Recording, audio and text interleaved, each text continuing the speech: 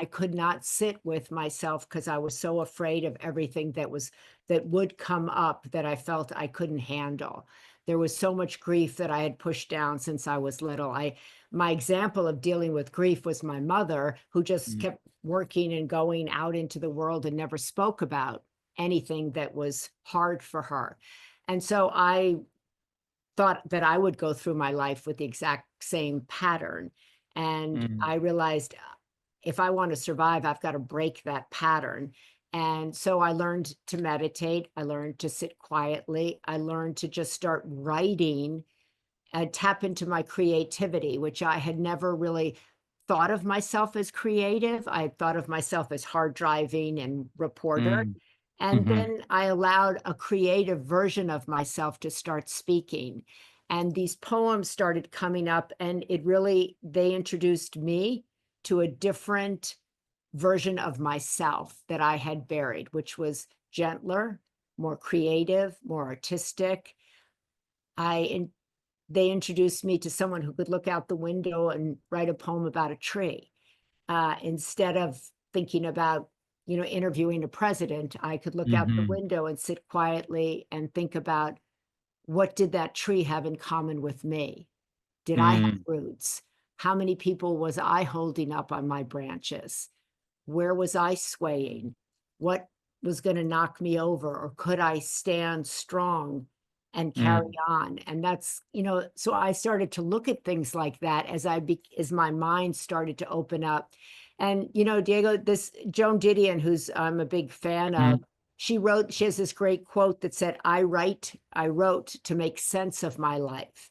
I mm, wrote to try to understand what, in fact, I was thinking. I didn't know until I was able to write it down on a paper, and I'm a bit like that. So my writing helped me make sense of my pain. It helped mm, me make sense of my heartbreak. It helped me write out a path of healing. It gave me a destination, which was home. I mm. wanted to find my way home to myself. What did that look like? What would that feel like? But it gave me a northern star, so to speak, and that's what I'm kind of excited about because I think we all need some kind of visual path. I think you Mhm, do that beautifully, right? A a hopeful path. Presidents do that with inaugural speeches or political speeches. They give us a vision of what mhm, they want to do. And I was in my own way trying to give myself a vision mm. for where I wanted to go, and my writing helped me get there.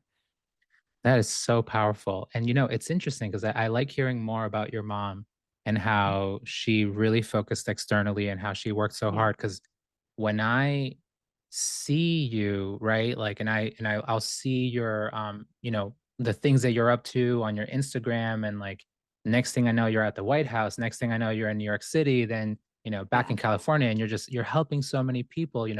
Alzheimer's, women's health. You're on the go, but whenever we're in contact with each other, I can tell that the healing journey you went through, I feel like whenever I'm near you, you're inviting me into your joy. And Mhm. that, to me, it's so powerful that you're still so active, but like you don't treat people with stress. You're just like, here's my joy. Come join me in this joy. And I Well, think it's what I powerful. love about being in connection with you is that I'm somebody who longs for connection. Mm, I don't even though I may be out in the world doing that, I much prefer sitting around the dinner table like we did, right? mhm, Talking, connecting. That's what I was like, wow, this is what I've been searching for.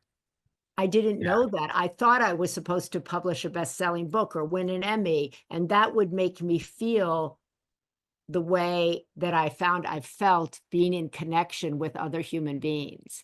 Yeah. And that Yeah. that That's was really a powerful. shock to me. So I read, so I was reading your book. The one poem hit me hard, and I resonated with it so deeply.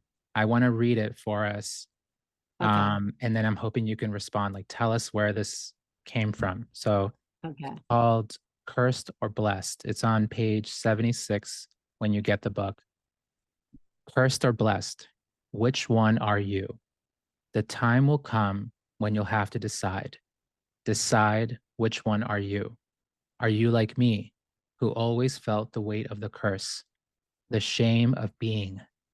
Or are you one of those people who walk through life like it's a gift, who smile and say good day? These people can't really be that free, that simple, that blessed, or can they? I, this one just hit me so hard, but please, like, yeah, What where did tell this me inspiration come from? why did it hit you so hard?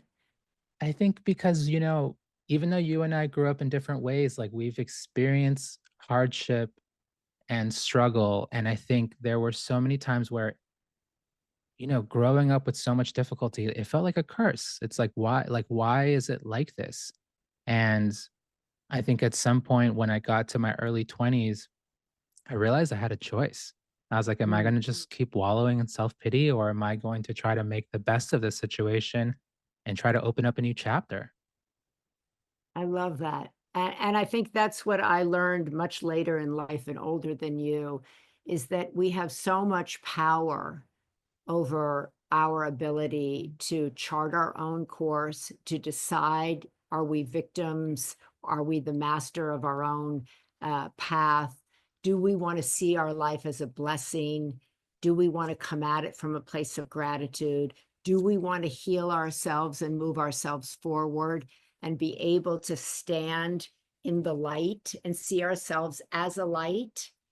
Right? Hmm. Or do we want to be people who are 50 blaming our parents and angry and, churned up? And that's not to say to people who have difficulties with whether it's a former spouse or a parent who went through terrible things. I get it.